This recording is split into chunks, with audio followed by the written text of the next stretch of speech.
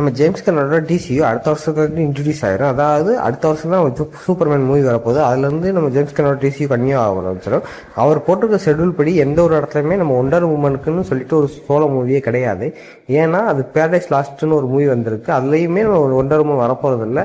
Wonder woman வரதுக்கு முன்னாடி நடந்த ஸ்டோரியாக தான் அது இருக்கும் அப்படிங்கிற மாதிரி சொல்லியிருக்காங்க.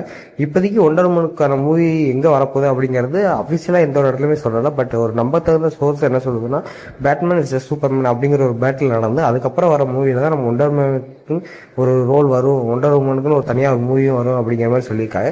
இதே தான் நம்ம ஜாக் ஸ்னைடர்னு செஞ்சிருந்தாப்புல, அவர் பண்ண படங்கள்லையும் இந்த மாதிரி தான் காட்டியிருந்தாப்புல.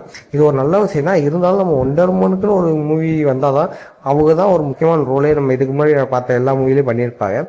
ஒண்டர் உமனுக்குன்னு ஒரு முக்கியமான ஃபேன் பேஸ் வேறு இருக்குது. பட் அவங்கள ரொம்ப நாள் டிலே பண்ணுறது ரொம்ப நல்ல விஷயம் கிடையாது. பட் கூடி சீக்கிரம் காட்டுறது ஒரு நல்ல விஷயம் தான் நான் நினைக்கிறேன். இதை பற்றி உங்கள் தாட்ஸ்